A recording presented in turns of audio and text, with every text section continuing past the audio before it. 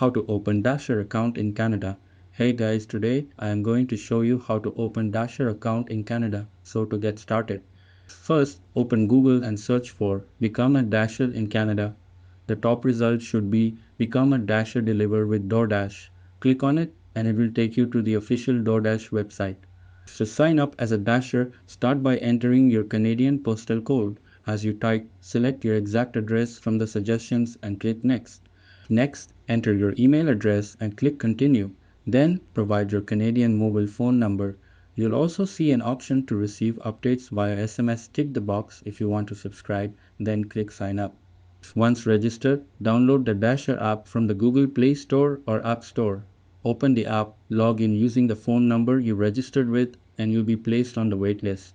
Now, you just need to wait until DoorDash unlocks your account. You'll receive a notification via email or SMS when your account is activated, and then you can start delivering with DoorDash. That's it, and thanks. I will catch you all in the next video.